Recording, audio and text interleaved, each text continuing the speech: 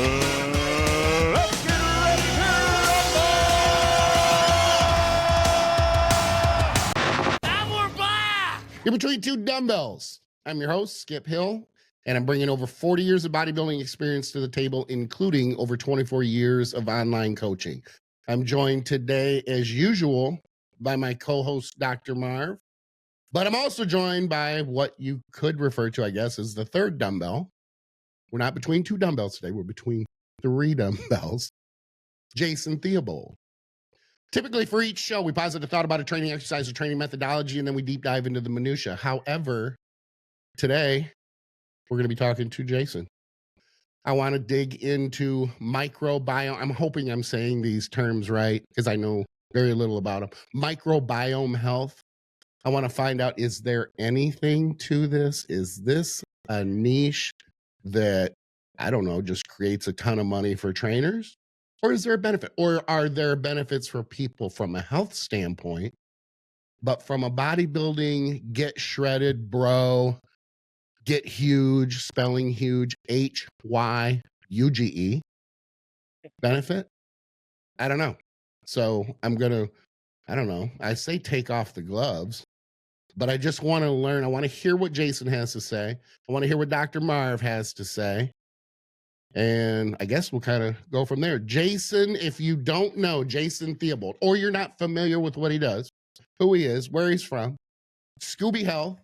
See, I know Jason from the early days of Intense Muscle. So that's been about what, 20 years, Jason? Yep. 20, maybe longer than that? Yeah. It's kind of, yeah. Wow. Been a while. Licensed nutrition consultant. Owns Scooby Health, a functional nutrition coaching company, IFBB professional bodybuilder, 20 plus years of experience. I mean, counting the years would be difficult to do at this point. And it's funny because I usually bust people's balls for the 20 years label because typically it's 13, 10, but maybe 7 to 10 of those they train their mom and their friends and their wife. And they're like, yeah, I've been training. I'm thinking, I've been around for 20 years and I don't remember anything about you. I've never heard of your name at that time. But you're legit in that sense because you go back to those message board days. Back to the early, arguably the golden age as far as the internet. Facebook and pre-Instagram. Exactly. If you could be successful training people prior to social media, that should say something. But times change, right? So I was going to try to work the blah, blah, blah in, but I can't. I just messed it up. First question out of the gates that I want to ask you is just describe for the viewers and the listeners, and maybe a little bit for myself too, what you do. Based on the services your company. Is this just more health related? Or is what you do also beneficial to the bra community, the meathead community, basic weight training, bodybuilding, gaining muscle, losing body fat? Talk to me. I know a thing or two about training, but I built a reputation in the bodybuilding industry for removing skin. If you have too much skin, call me. Remember, skin is overrated. So, I mean, what I did was I took my knowledge as a bodybuilder and an aesthetics coach and broadened it and learned knowledge about functionality of the body and how the systems work together. And the reason I did that was because I kept seeing issues, more so in my female clients. But there would be years where you think you're doing everything right and they couldn't get to the stage. Their body wouldn't lose fat. And, you reversed them outright. You gave them refeeds. You thought you rested them and their bodies wouldn't perform. And that wasn't okay with me. And so I dug deep and studied under a functional doctor, Dr. Sefcek out of Minnesota, got some other education and really learned about the body and how it works. And so what I do today is, if you want to get shredded, I can still help you do that. I mean, I haven't lost that knowledge. I just competed last year. It was peeled out of my mind. So I know how to still do that for you. But I can do it in a way that if something happens to your gut, I can help you fix it. If something happens to your hormones, I can help you fix it. Any of the other types of areas that kind of go downhill when you're pushing on a body and it's stressed. So all I did was I took my knowledge and I made it broader so that I can help a bigger amount of people. Fair enough. Number one, do you still do contest prep? I hate to ask that Oh, yeah. question because I should already know that, but I Yep. guess I just assumed that you kind of transitioned from average money to Mhm. really good money. And the reason I say that is because when you get into these more niche areas, I mean, there has to be, a good amount of money. There are Right. different levels. You might be a little next level in that sense. Yep. So I got a couple questions right off the bat. Number one, is this a gender issue? Because Mhm. you said that typically, and I can't, I'm paraphrasing basically because I can't remember verbatim what you said, but is it Mhm. typically a female issue, or are you seeing issues with males too? I see issues with males too, but it's more women. But I'll tell you right now, I'm going through my own gut issues from years of stress, probably years of force feeding. Certain genes don't make your gut as good. There's a gene called FOOT2 where you don't secrete enough gastric juices. Unfortunately, I have it. So this happens to men too. It kept me out of the Masters Olympia. I won the Tampa Pro last year in Masters. I was supposed to be at Tokyo this year. I couldn't. I'm still dealing with it. I got histamine issues that are all over the board because of my gut, Klebsiella, strep. So, I mean, I've been right there with the people that I help. I know what it feels like. I know that it's definite issues. So, yes, it can affect men, but most functional issues, I'd say my clients are 80% women, 20% men. Okay, is it safe to say that the majority are women because their diets are shittier than males? Or when I say that, over dieting, a lot of preps back to back, uh, what are they doing differently than the guys? It's multifaceted. Number one, their bodies aren't as resilient to stress. No, I hope you ladies don't crucify me for saying that, but it is true. And then number two, women like to be light and little, and so they underfeed and overexercise for most of their lives. I think there was a stat that I read. By the time a female is 35, she'll have at least dieted. This is the average 14 times in her life. And I'd say that's probably, undershooting it. So you combine underfeeding, overexercising, the need to be tinier, lighter, plus with a body that just doesn't handle being pounded on as well as a male, it's going to be a recipe for issues. Plus, the hormonal systems are just a little more complex with females, and so you put all that together, and there's just more things that can kind of quote unquote break. All right, and Dr. Marv, if you have anything, because you know me, my Yeah. verbosity just kind of So, takes over the well, room. yeah, that makes sense because females typically have twice as many autoimmune conditions as Correct. males, so that makes sense. Yeah. So I'm assuming, so you were trained under a functional doc. Are you under his license to do what you're doing? Like, No, okay. no. And then you have you're certified in what was it? What I'm is the, certified in AFPA, okay. nutrition consultant. But Yep. you got to remember, I own Advanced Vitality. So I have a Hmm. doctor on staff and I have Yep. 9 nurse practitioners. So if I need to get a diagnosis, if I need to get scripts, I can send my clients to them. So Hmm. I'm not scripting, I'm not diagnosing, but I am leading them through a charge. Hmm. Are we, and it's something that I've asked, I'm not even sure I have the answer to, so I'm asking you, Jason, and Dr. Marv, quite frankly. As trainers, are we out of our scope or beyond our scope of practice by going in the direction of essentially what could be considered medical advice? And I understand your explanation. You're you're covered in the sense that you have everything put together the right way so that there aren't any law issues there. But let's just talk about the training industry itself. Are we pushing the line? And if we aren't, where is that line? Because I've questioned, I'm like, man, maybe we just need to stay in our wheelhouse. Yet at the same time, I get what you're doing. Mhm. Do you want me to go first?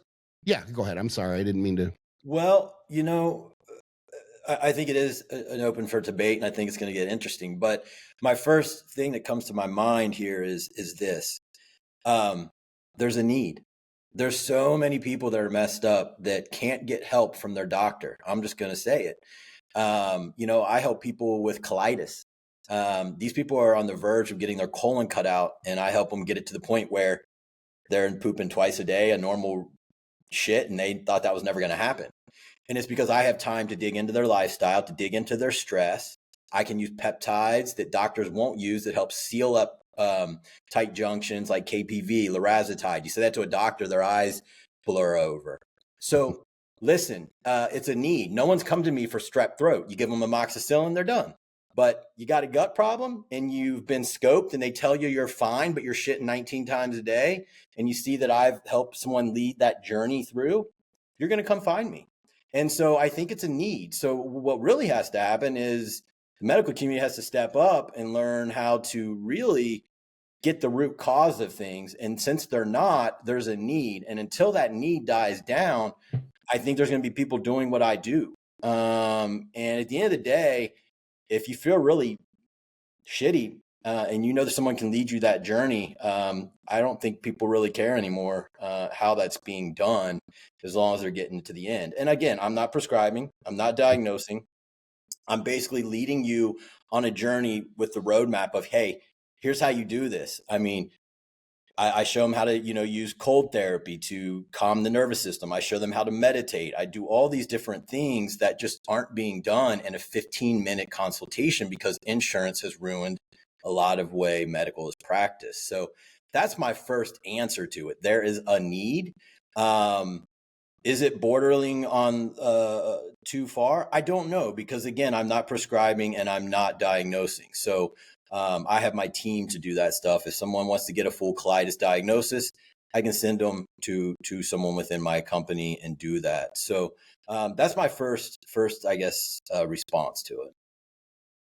Yeah, like the states where I'm familiar with, California and Texas, I could not do any of the stuff you're doing, even without diagnosing or doing that, because it's definitely gray. I mean, hell, with my license with Cairo in Texas, like it has to be musculoskeletal related. I can't do aesthetics. I can't do any of that. I have to say, if I'm doing nutrition coaching, which I do, we're losing weight to take load off your joints so your joints feel better. Like every place is weird.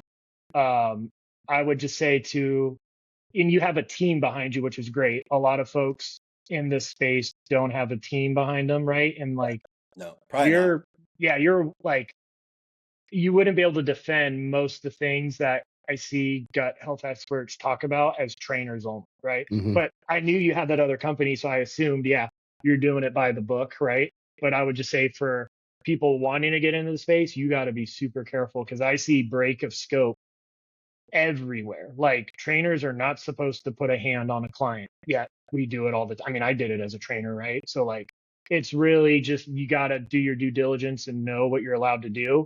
And I have very mixed feelings on functional medicine. I love a bunch of it and I hate a bunch of it. So I'm assuming we'll start talking about that a little bit more. But make sure you know your scope. Do not set yourself up. And I have to be very careful with what I say online. Like, Skip and I had to talk about, this is what I'm allowed to even comment on today's show, which is dumb. Like, the best/worst thing I ever did was get a medical license. Right, or a license in chiropractic, because I am so limited. So even though I know the peptides and the hormones and other stuff, I can't even openly talk about functional medicine or functional nutrition, I guess, with concussion, right? Like, even though there's a concussion protocol, that's great, I could educate patients of this is what I would do, but I can't talk about it online, which is maddening, because I've literally had 40-year-old grown men crying tears of joy because this is the best my brain has ever felt since my first concussion at 17. I had a husband drive an hour with his wife to shake my hand to say thank you for giving my wife back after her concussion. So that's really cool, but then I can't talk about it, right? So then I would defer people to like you. Just FYI, this is not made up. When people ask me about microbiome stuff, I refer people to you and Austin. Just so. Because I'm like, they're the guys doing the most. I still have strong opinions against a good amount of functional medicine stuff, but it's definitely in the right direction, like you talked about, of the intensive one-on-one.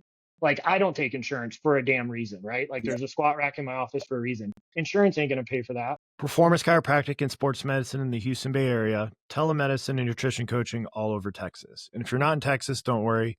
You still do consults through the educatedmeathead.com, where you also find workout programs, seminar recordings, and online courses. So luckily, people know the bifurcation in there. You got to pay out of pocket, get the one-on-one. Yep. But going to somebody like you, yeah, you're going to provide stuff that traditional doctors can't, right? That's why everybody's leaving insurance or leaving traditional medicine. So I think that's freaking awesome that you're spending that much time with folks. And we can go down that rabbit hole now as far as the functional health. The only thing I wanted to add as far as questioning the scope of practice, and maybe that's not even the right term. Remember, I'm the dumbest, the least educated. I'm going to change to least educated instead of dumbest dumbbell in the room right now. You know, you guys, I don't know. I'll edit this out if we need to, Jason, but I don't know if you want everybody to know you were a lawyer or you're an attorney. I don't know that you still are, you aren't educated. Dr. Marv, I mean, you know, come on, you're on the show because I need someone with brains. So, you know, I'm between two dumbbells. So I bring the experience. I've done this for 40 years, dragging my knuckles on the ground, you know, that sort of thing. I'm looking at it as the scope of practice going, I don't know, maybe we should just stay with what we're good at. I'll stay in my lane, that sort of thing. But yet at the same time, we do advise on hormone use. So I can't talk about scope of practice and go, well, I don't know, maybe Jason and these guys over here are giving out medical advice without a license. Oh, wait, I guess the rest of us are too, to some degree. So it's arguably a hypocritical position. So I caught myself on that. I learn a lot when I see myself and realize that, okay, that was a hypocritical stance right there, Skip. You got to take a deeper, you know, harder look at yourself. And I'm being honest when I say that. So I see the benefits. I see that you're smart enough to know that this is a good direction for me to go, or arguably for people in our industry. Then the question becomes, and this is how I'm trying to segue into the functional health. What does it do? What does it entail? Is there anything to it? Or are you just making a shit ton of money and, you know, kind of with tribulus, you know, or things of that nature?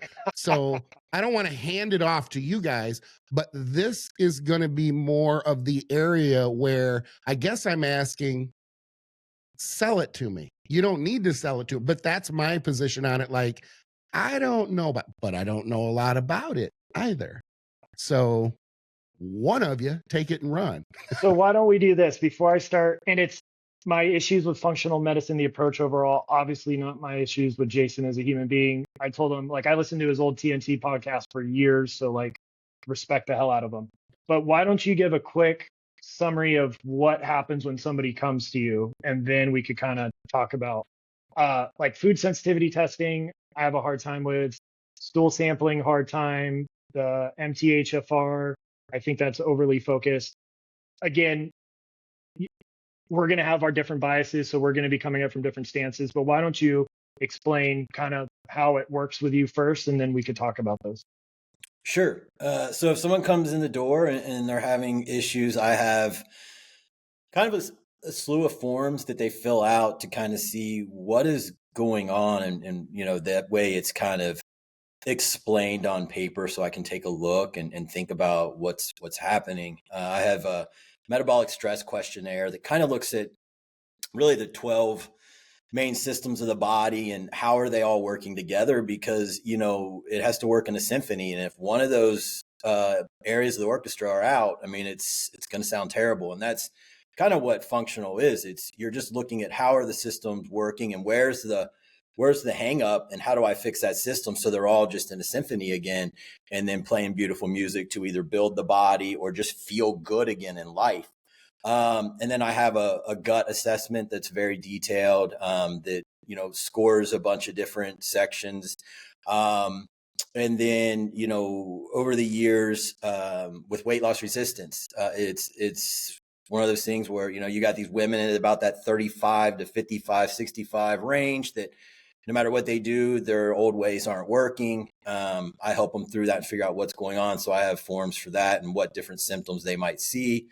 And then I assess it and go from there. And sometimes people think they have all these problems and they need GI maps, and they really need some digestive enzymes and to adjust their stress and to eat better. And like 80% of the time, that's a lot of what I'm doing. But sometimes there really is stuff going on, and then we can talk about testing and, talk about your issues with it. And I can talk about my successes with it. So, but that's kind of how it comes in the door. And sometimes, like I said, people think that they have all these problems, and it's really stress, and it's really they aren't eating well. And so I put a great plan together to combat that. And lo and behold, in 2 to 3 weeks, they're shitting normal and they're sleeping right. And, we're off to the races to just help them lose weight. And that's the typical, journey. But if that's not the case, I've taken it a step further to educate myself so I can help that person, so that person doesn't live in limbo for the rest of their life feeling terrible. That's why I see what I do as important. And that's kind of where I start. So I don't know if that answered the question. If it didn't, pepper away, but that's kind of the start. So you're getting the questionnaires back, and then that dictates your testing, right? Or do you just say, hey, we're going to do food sensitivity automatically? No. I'm not jumping into any tests. I don't make anyone spend any money. Usually, like I said, a lot of times people are having issues because their stress is bad, their diet's bad, their relationships are bad, their job's bad, and all these different things. So, I don't jump into a food test. I mean, I might run a food test occasionally, and that's if someone has, they have hives, or they have, MCAS, or they have, something really serious going on.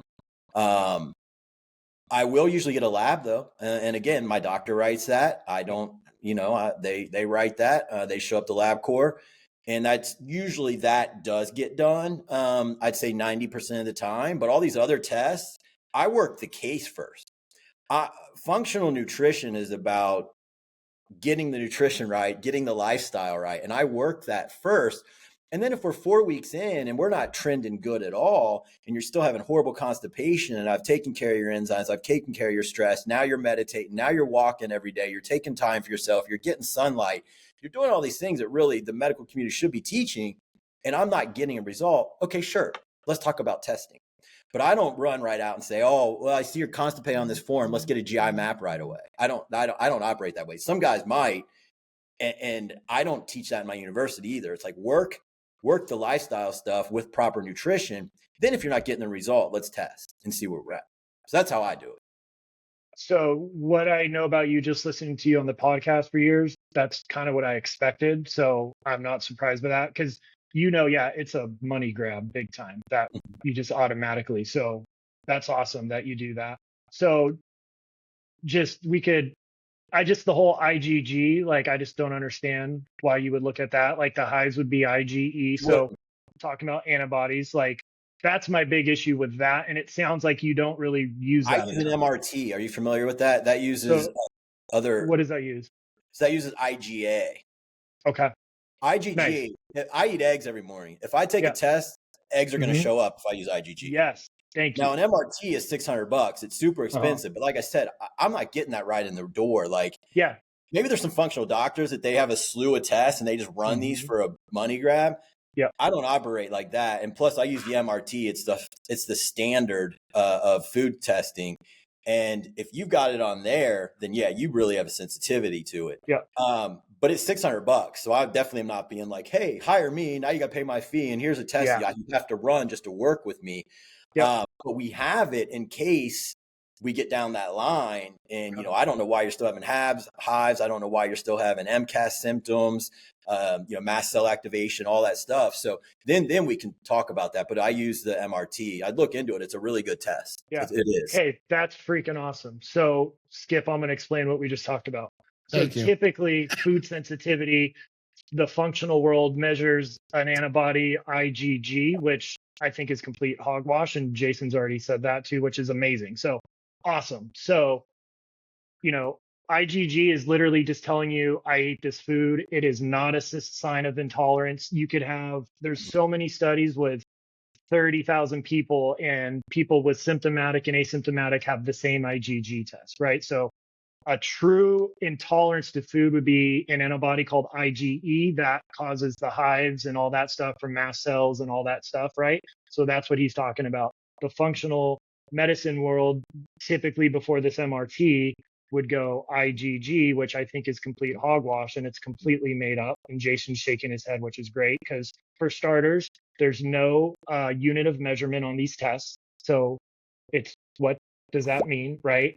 And then so long as you eat a food, IgG is going to pop up because it just, your body's recognizing it. So that was my huge problem with functional medicine nutritional approach. So that's freaking awesome. So I think, Jason, would you agree, if somebody's asking you to do an IgG test, they are not the right person to be going to? I won't even use it. So like if someone comes in the door and they've had it and they're wanting me to build their diet based on that, I just explain to them that, you know, that's going to show high on anything that they're eating a lot of, and that it doesn't mean they have a true sensitivity, and that we're just going to work the case and not make them miserable eliminating 5,000 foods they like. Let's just figure out what's going on. Now, you know, if they have like hives, I might pull histamine foods down for a bit and then like work the case. And then if they're still having issues, then get an MRT. But like I said, it's expensive. I bet I run an MRT 2% of the time. I mean, it's not much. I mean, if you work the case and get everything else taken care of, detox pathways opened up, different things, I don't need it much at all. It's real tough cases of hives and different like rashes and, you know, mast cell issues, just things like that. But it sounds like to me is like you've seen some functional doctors offer just a packet of tests that people have to take when they come in the door. And I don't. Yeah. That's awesome. Yeah. Cause I was so turned off by it. I was going to do functional medicine like the 2 full years since I got my, and then I was like looking at the curriculum. I'm like, it's stool sampling, it's IgG testing, it's all this stuff. I'm like, I strongly disagree with that. So that's freaking awesome that you're doing that. So yeah, don't do an IgG test, folks. It's just a money grab and it tells you nothing. Okay, so aside from the food sensitivities, I mean, that's not it. Like, there's more to it than the sensitivity, right? Yeah. But just that's what was one of my big issues, and that's what my concern is, because it's big money, right? But patients or friends go to a functional medicine and they spend $3,000-$4,000 and they're doing all these tests that have no validity. The companies selling them are kind of making up the results.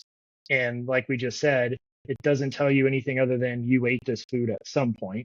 So especially with like gluten, wheat, and dairy, you could have a healthy person and a symptomatic person have the same IgG test, because that's not telling you. IgE and then IgA would be the better one. So yeah, that's freaking awesome that he's doing that. So kudos to that. Okay, so aside from the sensitivity to food, what else is there?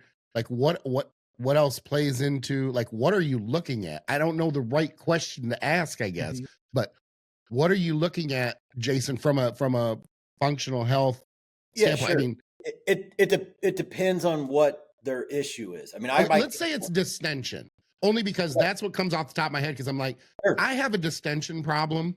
I have a good idea of why I have it, but I could be completely wrong. And I've heard it mentioned. Oh, in fact, I've heard it said to me, "Oh, it's just it's gut biome. It's everything." Here's my hang up about the functional health. Just like I have hang up in Dr. Marv, I'm basically going to piss both of you off. It's the hang up that I have about chiropractic sometimes too, or dentistry. Because if you're a dentist, everything that goes wrong in the body originates in the mouth. If you're a chiropractor, everything and every ailment that you have originates from your spine. Old school chiro, easy there, Skip. Fair enough, but that's why I say that, and I think other people have probably experienced that too. Not necessarily from everybody; it's a blanket statement. I get that, but I think most people have experienced that. So I have then heard from the the GI focused people that everything originates in the gut. I'll be honest, I would rather go with the gut because of what I've done for trained for 41 years and training people online for so long, I could see that. But then when it comes to distension, much like my case, I'm like, you can't just all of a sudden, you don't even know what my issues are, but you're like, oh yeah, it's a gut issue. You got to really look into the gut. Maybe that's good advice, but it could be a myriad of things. It could be all the gear I've taken. Maybe my small intestines are the size of normal people's large intestines because of the rubber band theory. You touched on it earlier, Jason. Force feeding. Back in the, I still say to this day, and I will sit here and repeat it again. The reason that the old school bodybuilders, and you're right there, you're old school, but you don't seem to have the distension that the most of the old school bodybuilders do, myself included. And I say that it's forced primarily from the force feeding in the 90s. We figured out, oh man, the more we eat, we can force growth. And we did. We picked up another 3 or 4 inches through the shoulders and back, or chest and back, in a year. But even though we would be lean and shredded, we also picked up 1.5 inches on our midsections. And if you watch the progress, the progression is the word I'm looking for, of bodybuilding and the physiques in the open, what do you see over the last 30 years? They're obviously bigger. They're mutants. If I most people picked up a Flex magazine today, I'll speak for myself, not everybody else. I wouldn't look at it and go, oh, I could look like that.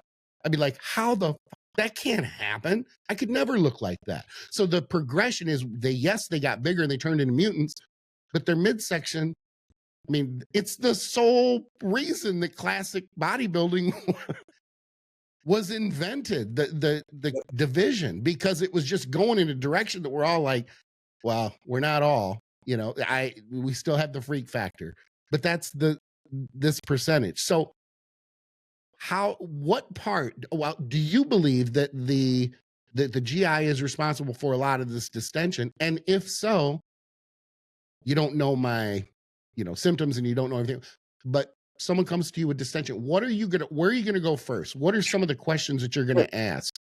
Well, they're still going to fill out all my assessments, and I'm going to get a lab right away. And so, like, what's in the lab? Just quick summary. Like, we're going to get a CBC, CMP. Yep. We'll get fasted insulin, A1C, fasted glucose, CRP. Yep.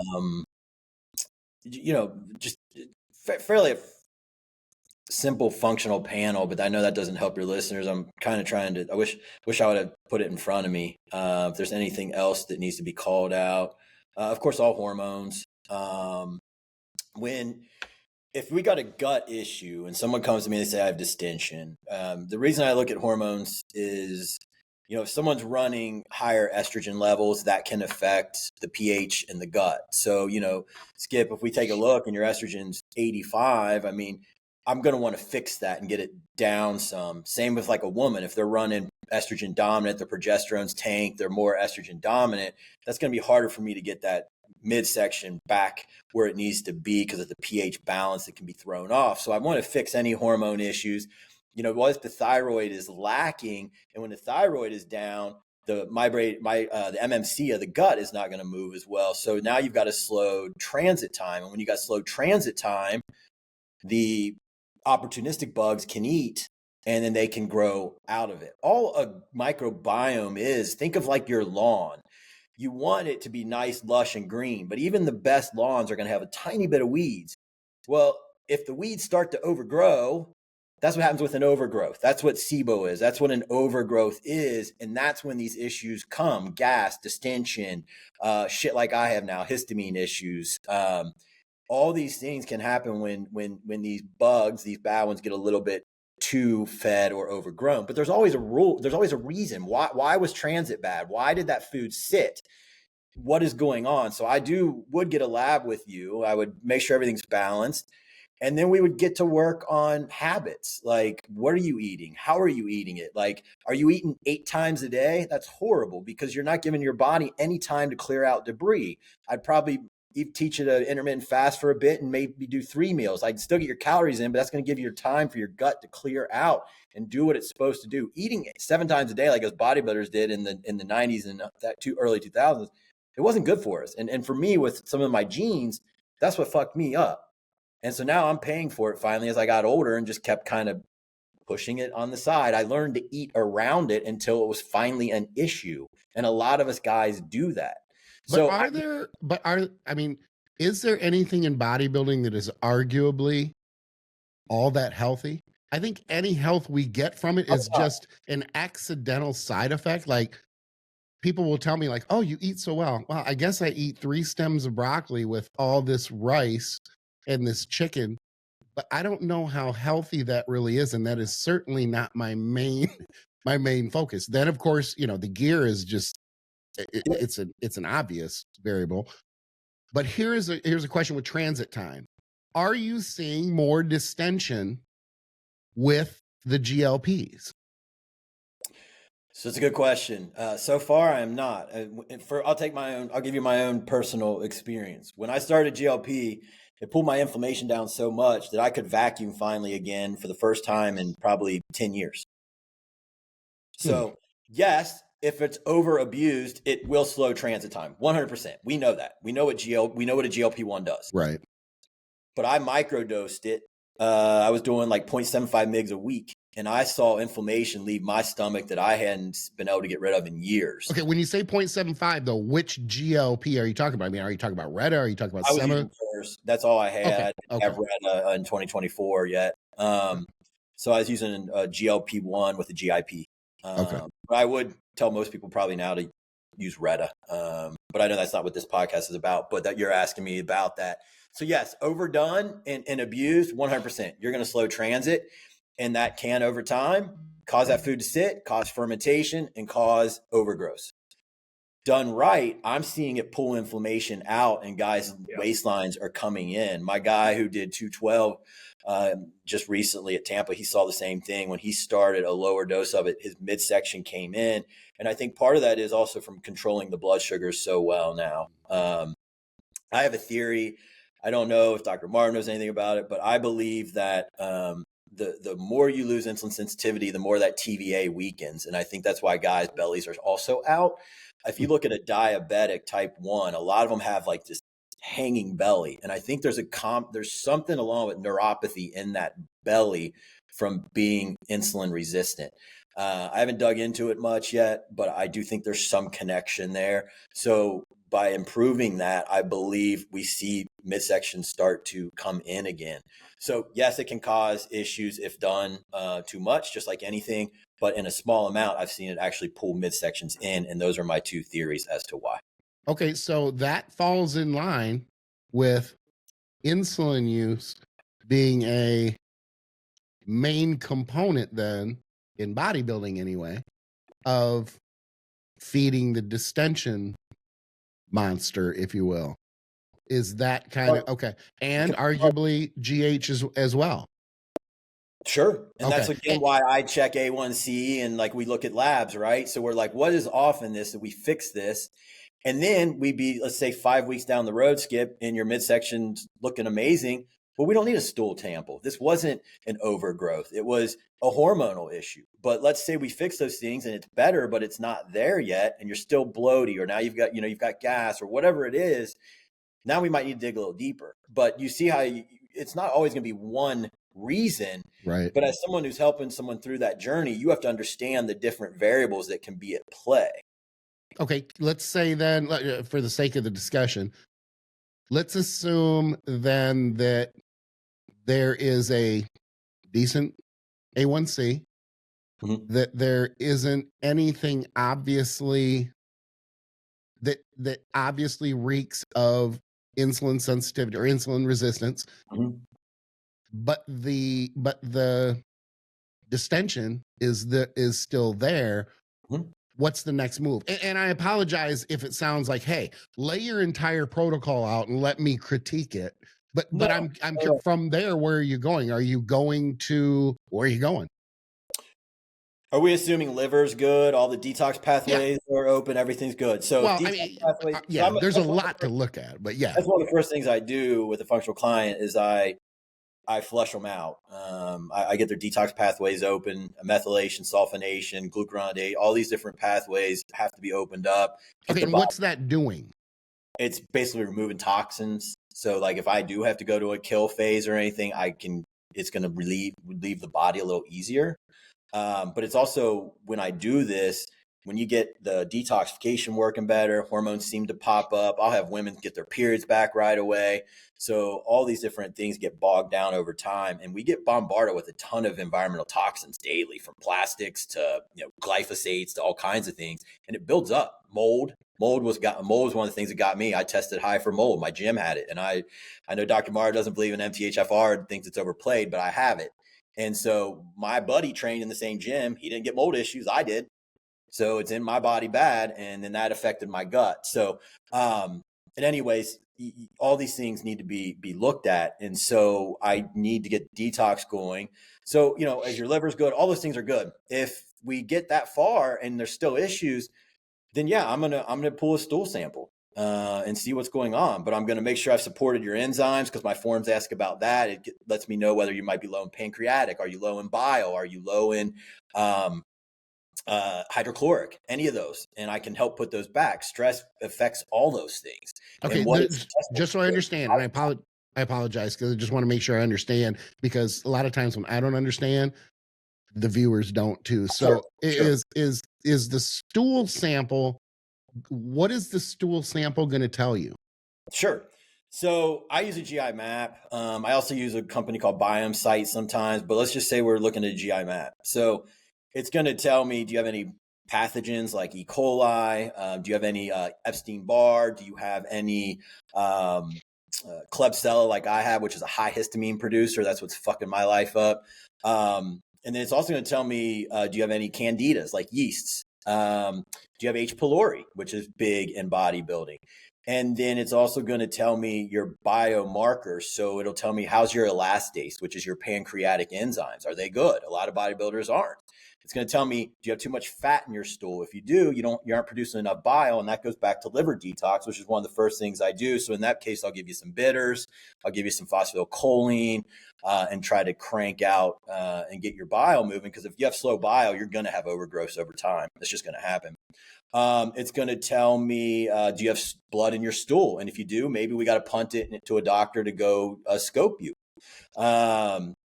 What other importance? Oh, it gives me your SIG-A, which tells me, is your immune system over cranking? My SIG-A was over 4,000, and that's why I'm having histamine issues. My body's trying to fight it, but that my immune system's up here on 10. Sometimes you find that it's low, and that means your immune system's almost given up, and that's why you have gut issues. So then do we have to modulate that? Tells me your calprotectin, how bad your inflammation is, and so I can adjust that. It tells me, are you having problems with gluten? It's called gliadin. Do you have too much gliadin in your stool? And then that means that you're not doing well with gluten, and gluten can basically cause something zonulin to make the tight junctions of your stomach that should be tight go like this, and that allows things to get into the body that it shouldn't. So I can adjust all these things based on what your stool sample is telling me. But again, I don't run right to it. Right. We adjust a lot of things at first to try to resolve the problem with lifestyle cues. Okay. Is it, and I apologize, Dr. Marv, I just, if you have something, you got to cut me off, because I just have a bunch of shit in my head that's coming out. Okay. So is it safe to say then, and I assume that it is, you are not of the, you're not part of the group then that thinks detox, you can detox. Like there's this group of people, and I'll admit, I'm in the group, but I'm listening. We have a liver that detoxes shit for the body. So what I hear you saying is that you are pro detox, because there are things 100%. Then that, okay. And you have my attention. Well, you have a heart, and that bogs down too, doesn't it? Fair enough. Good point. So, I mean, yep. I literally mold. That's just one environmental toxin. It'll literally gum up your bile so it becomes sludgy and doesn't release as well. I've probably had a little bit of Kleb in my life all forever, lifestyle, bodybuilding. And then when I got exposed to that mold, and I already had a test, it shows it's high in my body, that bogged that down enough to allow my bile to slow, and that Klebsiella finally said, whoosh. So yeah, I believe in detox, just like I believe your heart can bog down, your kidneys can get shitty, any organ can get bogged down. We're exposed to more toxins ever in probably any century. We are these days. So that would be my counter to it. And I've seen the power of doing what I call a flush and getting all that moving to just how quickly I can make someone feel so much better. So yeah, I'll fight for it and believe that there is a reason to detox. Now, I'm not putting you on teas and putting you on lemon juice and these little like Right. you see them do like honey and like lemon water or some bullshit. No, it's a really nice Mediterranean style diet. I use some of the Optipure. It's a product to open up the liver detox pathway. It's got molybdenum. It's got NAC. It's got all the things you need. It's a slew of things. I use something called Metapure. It's a shake. I give you some smoothies. And I'm just really supporting all the detox pathways, phase 1, phase 2, and phase 3 of just really moving the body through. Getting your water high, really good food. I change up everyone's food because most of you bodybuilders, me included, eat the same damn thing every day. And there's nothing worse for your microbiome than eating the same fucking 4 foods. So I'm like, do you always eat chicken? Yep. Okay, cool. You're eating fish. Well, I don't like fish. I don't care. Do you eat fruit? No, I don't eat fruit because it's make me fat. Bullshit. You're eating fruit now. So like I make you eat totally different foods that you don't normally eat. And now your gut and all these good bacteria are getting fed again so they can fight the bullshit. So I don't always need a stool sample, but you got to understand some of the microbiome to be able to do and pull these levers. Does that make sense? Absolutely. Without the distension issue, let's remove it for just a minute. From a microbiome standpoint, then, does this play into, or how does it play into optimizing getting huge, building muscle, and getting leaner? I mean, is that, or is this far more focused just on health? Like, and make no mistake, I'm 55. I am concerned about my health. That is something that, over the last 10 years, I have started to go that direction. And I want to add one point. If anybody is listening and they're thinking, oh, he said gluten, I'm tuning him out. Not a good idea, because I was in that camp probably only 3-4 years ago and accidentally found out, oh my God, I have issues with gluten. All I did was I happened to change my diet to the point where I did not have gluten, not on purpose, literally on accident, for about 4 months. And I went back to it, and within an hour and a half, I knew that was a really bad idea and had completely changed my viewpoint on that. So there is this, and I own this, there is this old school thought process or mentality that I have, and I think a lot of us have, where it's like, I'm tired of hearing people complain about gluten or use it as an attention type of situation. So I'm going to put that to the side because that's not an issue, simply because I haven't had that issue before. And that is a horrible approach or viewpoint as a trainer, especially when you're training other people who can have a myriad of issues. And I should have known that. Been training people for almost 25 years. I mean, it's just so silly looking back on it. So if you don't think you have issues with gluten, or you think, oh, I'm not lactose intolerant, just because you don't shit your pants when you drink milk doesn't mean, oh, I'm not lactose intolerant. It just means you are more tolerant than other people, because other people probably will shit their pants. So I'm listening. I'm not, I didn't bring you on just to be like, oh my God, this doesn't make any sense. No, not at what all. I wanted though was to ask those questions, and instead of going, oh God, we're all so smart. Gosh, you're so smart. Thanks for coming on, Jay. I wanted to actually challenge that. And that's why, honestly, I'm enjoying the interview. So, and for that reason, I would imagine that the viewers are getting the same type of reaction. So again, my verbosity takes over, but I'm trying to set that up and get more of this information, because I'm starting to come over to that side. Let me answer your question about how it enhances, then the aesthetics. So I'll use partly some of me, and then I'll get into a little bit of science. So like I said, in my 30s, early 30s, I just wanted to be bigger, and I was just forcing food. I was bloated all the time, gassy, And I just thought that as a bodybuilder, you had to live that way. Okay. So, fast forward to finally, I just said, I just don't want to live this way. I want to try to improve my gut health. All I did was take a probiotic and I took some enzymes. And I said, you know what? I'm going to eat to the point that I feel good, but I'm not bloated and gassy. So I just started eating 5 meals a day that were well balanced, but not pushing the envelope. My physique took off more. I looked better. I was always leaner. I was getting denser, and I was starting to even do even better on the stage. And so in my mind, I go back to that and say, the reason is because I wasn't inflamed anymore.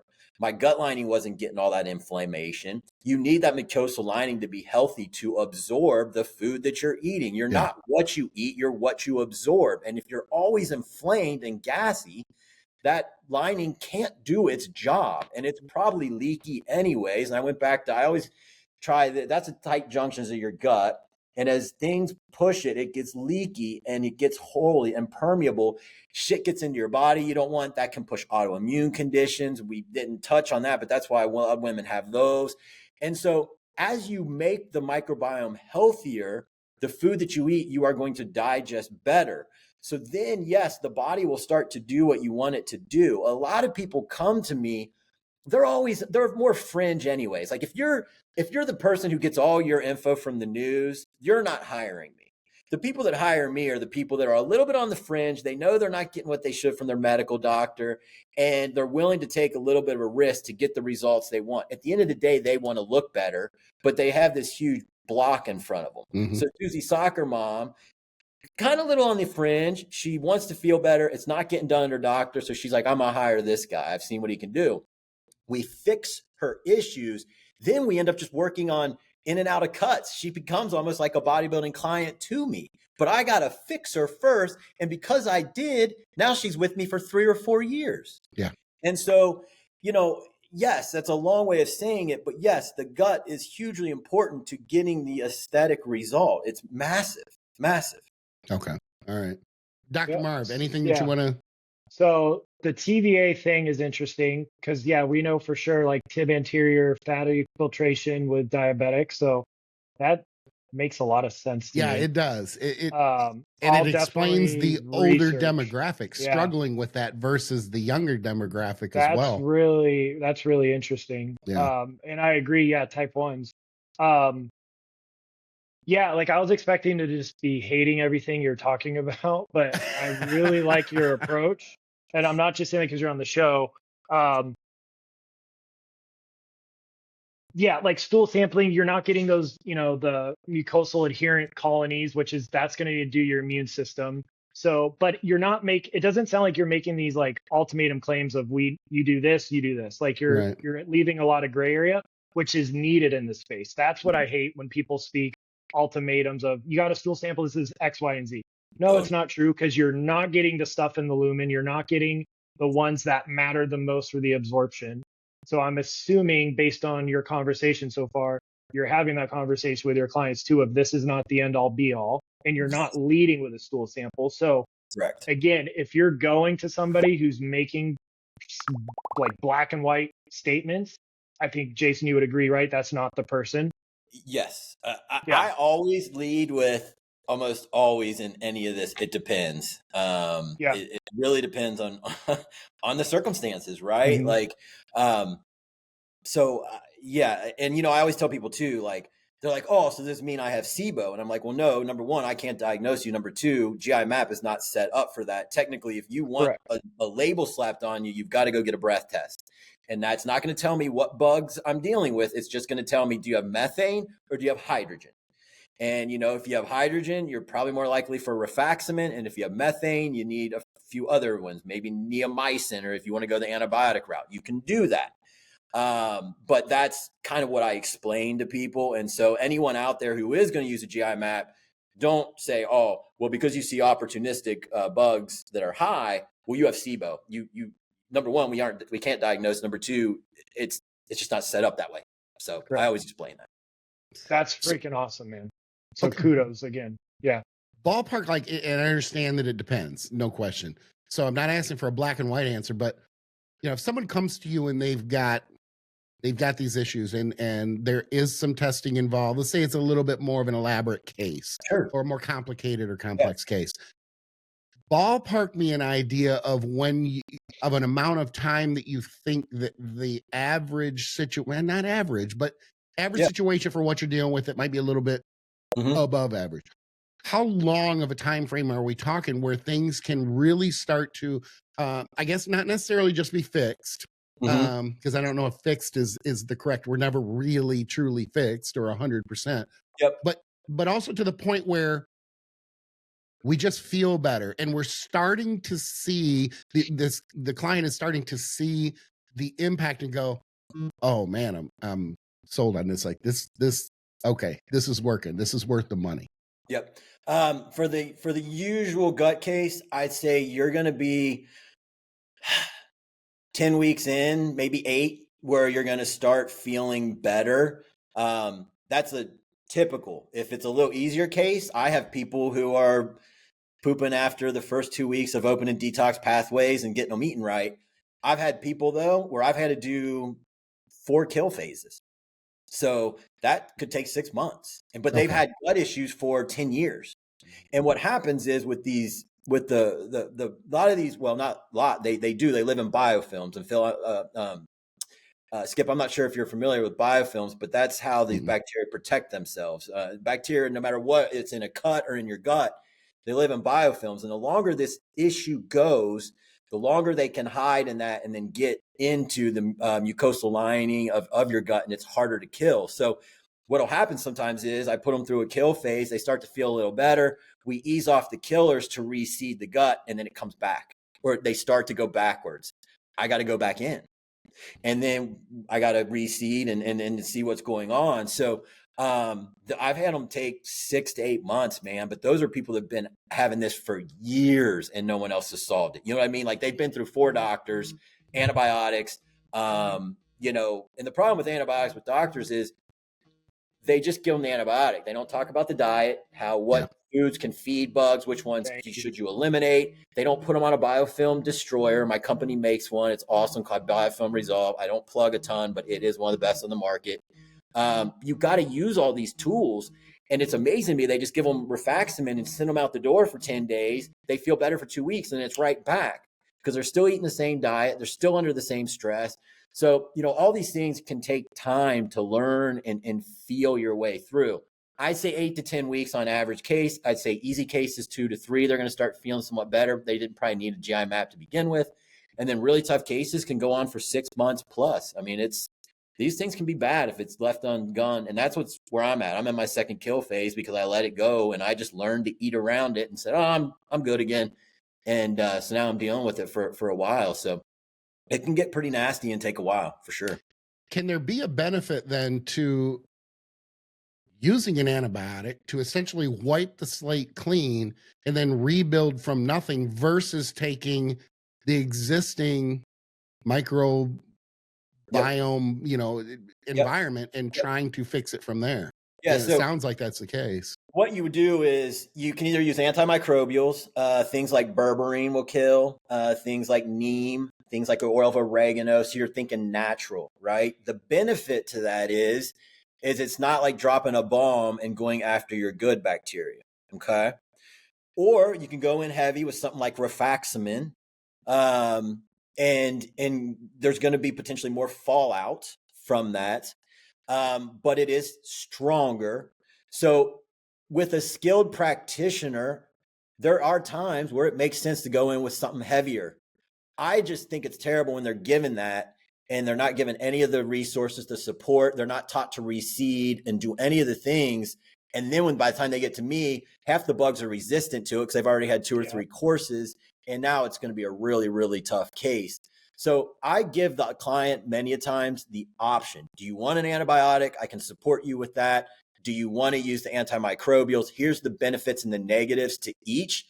I might get your resolution quicker if we use rifaximin, but remember, you might be killing off some of the good too. And I can see their stool sample and know whether if some of their commensals are already, that's the good, are already down, maybe it's not a great idea to use a big bomb. But if their commensals are real strong and they're just dealing with a few high opportunistic bugs, maybe that makes sense. Right. So the answer is it depends, but they're both there and you can go either direction and you can blend them. Because I'm dealing with Klebsiella, you can look it up. It's the number one. It's agent number one for the toughest to deal with. I'm using rifaximin and I'm using some neem and I'm using some berberine in my kill. And then there's peptides you can use. LL37 is amazing peptide that will kill. And then you can guide it, the guided missile with thymosin alpha-1. Thymosin will tell it to kill more of the problematic bugs. So I'm using that too. So there's a lot of things you can do here. But it's just really being skilled in the art of it, like anything, right? And knowing what levers to pull. Yeah. So, yeah, I'm going to be doing a course of a Z-Pack pre-stem cells for senescent cells. So, but I already have like liver. Yeah, you want to be alarmed? Check your liver panel when you're on antibiotics. Yeah, like you have that support. Like I literally carry NAC in office when a patient says I'm on antibiotic. Also, I live in Houston, Bay Area, where the air quality is terrible, where it should be a mandatory, right? Where I'm like, yep. Take that. You got to get on a probiotic. You got to get on the biofilm stuff too. So, yeah, I love that. I want to talk MTHFR though, because I'm curious of your stances, right? Because you're doing it. I think it's overblown. I'll just do the 1,000-foot view, and again, we're gonna probably respectfully agree to disagree. I think it's overblown because, like, save $400 and use that for a gym membership, coaching, a service, right? Because my understanding is, as long as you're eating enough folate, it doesn't matter, right? Yes, you want methyl. Like, I think everybody should be on methylated B vitamins regardless, right? Also, you lose intrinsic factor as you age. But, my understanding is with large meta-analysis, Mendelian studies, all that, even if you have MTHFR, if you're getting in enough folate and all that, you're negating pretty much the cardiovascular risk. But in like a third world country where folate isn't, in stuff, that's another conversation for another day. They don't have fortified foods, right? It doesn't, to my understanding, is, homocysteine on paper will cause cardiovascular injury potentially, but if you're supplementing with enough and getting that down, it's not that big of a deal. I'm curious about like the mold connection with that, because that again is not something I'm super familiar with. Obviously ethnicity is going to mess with that a ton, but I think as long as you're getting enough folate in particular, I think you could kind of negate that. And then I just have patients coming in like just mortified, like they're super scared because of a certain guy with his first name starts with a G and his last name starts with a B, right? Like people come in super scary, but my understanding is clinically outcomes for cardiovascular risk don't seem to be elevated with MTHFR versus not, so long as you get enough in the diet. Yeah, so, I don't think anything you said is wrong at all. But I will say a lot of our food has more folic acid, which does absolutely nothing for it. You need meth. Yeah. So, that's one of the problems. And, it also determined, I ran my genes because I wanted to know. I only have one allele. So I'm only 33 up to 33% impaired. If you have two alleles, you can go up to 75. And if you got a shitty lifestyle, it could get even worse. And so the reason I wanted to know, my dad died of Lewy body dementia at 72. And he was a healthy guy. He was a firefighter all his life. He bodybuilt. His dad was 100 and his dad's dad was 96. We did not see it coming. So I wanted to then at that point, I started really looking at myself and what is going on. And I learned that I had this, and my guess is he did too. And probably because he was a firefighter, he breathed in fumes, and that probably he did not detox well. So I am a believer that if you have it, it's definitely not a death wish by any means. It's like anything. Your genes, only what do they say? Cock the hammer or whatever, and you pull bullets in the gun. You determine if you pull the trigger or not. Right. So obviously, if you're eating well, you're supplementing. Yes, it's not as big of a deal. But I do believe that you want your methylfolates, you want your methyl B12s in there to support. And so if you have it, just lead a healthy lifestyle. You don't need to be probably drinking every weekend and doing all these things and support it. So, but I'm not running out to test it with my people for a $400 test. I mean, we have a test at the clinic, but I bet I've sent 2 people in probably 8 years for it. And it's because they asked. I generally support all of detox, and that's going to cover it, you know, and take care of it. I think I've seen people get in trouble because they know they have it and they go taking a ton of methyl B12, a ton of methylfolate, SAMe, TMG, and all this shit. And then they actually end up causing a bottleneck, and then they end up because they have comp, they end up over agitated, and their heart's racing. They're like, what's wrong with me? And so then I got to come in and push on sulfonation to open that side up to ease all that and pull all that stuff back. So I think people can overdo it for sure. And I think it's just a kind of a niche thing to talk about on Instagram. I don't think I've ever made a post about it, at least on my feed. I might have said I have MTHFR in my stories. I think it is overdone. I do think if you have it, you do want to support it and then live a healthy lifestyle. And I don't think it'll be that big of an issue for you. I wish my day I would have been on methyl B12, methylfolate. Yeah. And, you know, I think that might have helped his case, because I do believe that his job combined with that led to his early demise. But yeah, that's kind of where I'm at on it. That's all. So for listeners, so your B12 should not be cyanocobalamin. It should be methylcobalamin. It shouldn't be folic acid. It should be methyl tetrafolate, right? So, dude, you're awesome. I was so expecting to hate so much of what you talked about. And that's it's difficult borderline to wrap up. egotistical. Yeah, it's borderline egotistical for me to say that. But dude, that's freaking awesome. I will for sure be referring to you. For sure. Appreciate it. I appreciate that.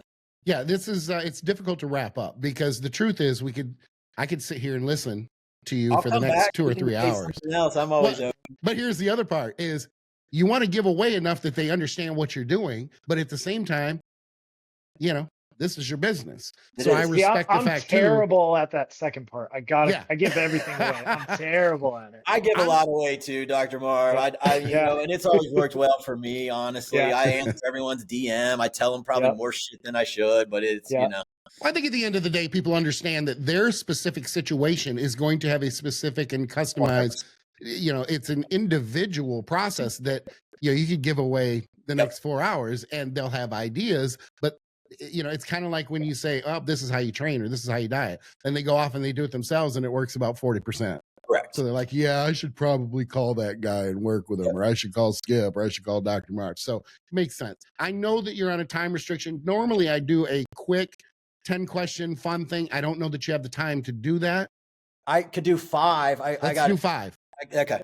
I'll rip through them. You ready? Okay. It's just the first, and the reason I don't give you these questions ahead of time is because it's more fun that way. Okay. All right. I'm gonna bounce around here. Number 1 is, if you're a horophile, a lover of fine timepieces, what's your favorite go-to timepiece? And if you say no, you save a lot of time that way if you're not a watch guy. I don't have one yet, but I have my eye on getting a Rolex at some point. I know that's kind of standard call, but I mean, dude, those are just, you know. Any specific? No, I don't. Oyster Perpetual, or I didn't know something there. To kind of look, and so I will get one day. That's not cool. that I couldn't buy it now. I'm just kind of saving for kind of retirement and being done. Fair enough. I don't think I'm going to live long enough to retire, so I buy watches. All right. Number 2.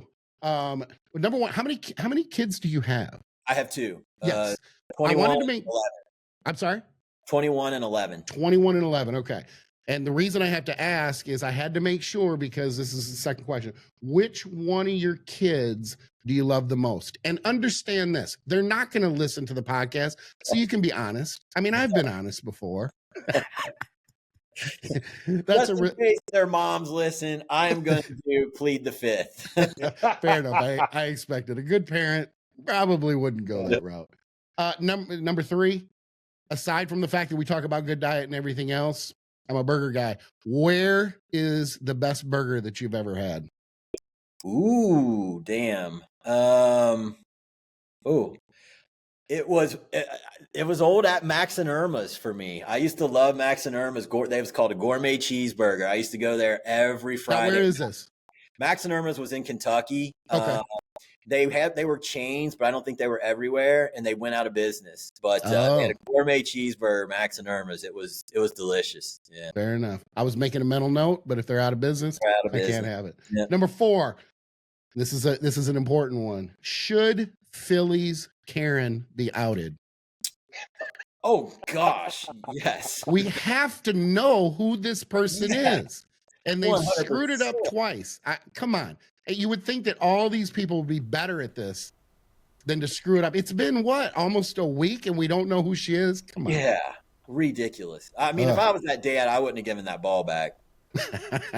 No kidding. Yeah, he was certainly the bigger man, and they ended up benefiting. They got the good end of that deal. I think I would have told her to mind her own damn business. Yeah. Might not have been that nice. That's just how I am. Man, did he come out of it looking good, though. All right, number 5. I don't want to take up too much time. If a potential date texts you and uses the wrong heterograph, like your 222, but she's hot, do you keep the date or cancel it? Oh, I keep it for sure. You got to if she's hot. Yeah, you have to. You can overlook things like that if she's hot. If she's middle of the road. 5, and I was like, I'm here for her intelligence, and it came away. Then I'd be like, oh, I don't know. Good call. Hey, I appreciate, number 1, I appreciate you coming on. Number 2, incredibly great information. I'll be honest. Yes. I'm gonna dig. I'm gonna start looking into it. And the truth is, I probably should have earlier. I had this perception, I guess, that, and I think a lot of people do this. You're not doing it. You're doing it the right way. You have your team. Is you should run a GI map, and you should have me on and let me read it. Well, the truth is I probably should. I don't know about the reading part. But hey, like I said, I got a lot of thinking to do, because I do need to look into, and not only what's going on with distension, but just health in general. And being older, I guess the age shouldn't matter, but it does to me, because I want to continue to do what I'm doing at the most optimal, pace that I can. And there are certainly, obviously, obstacles here that I can't put my finger on.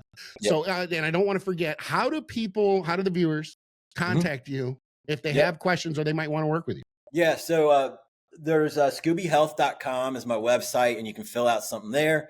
Or you can go to my Instagram, Jason Theobald _ ScoobyHealth.com, or just Scooby Health. Or you can email me, jason@ScoobyPrep.com. Very cool. You're one of the good guys.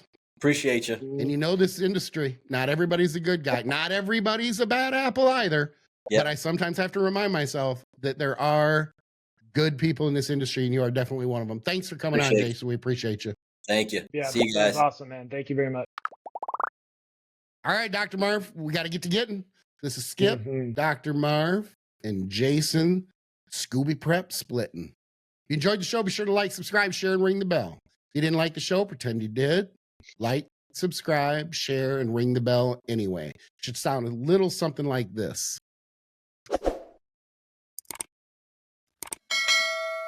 Be sure to use the TrueNutrition.com link in the closing credits to save 10% on not just Team Skip protein, but every supplement they sell.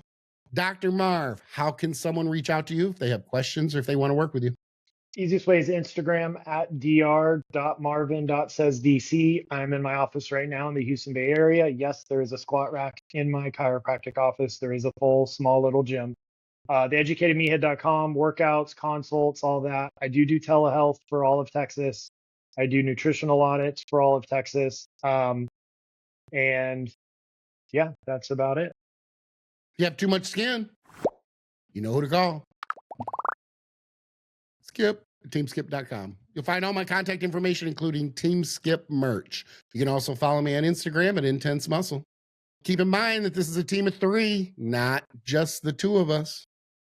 Chris is the enigma behind the scenes, and he's responsible for the visuals and graphics, and he plays a huge role in the creative process. This project would not work without him. So from all 3 of us, it's been a business doing pleasure with you. Join us again next week for another episode of Between Two. Loading. Loading.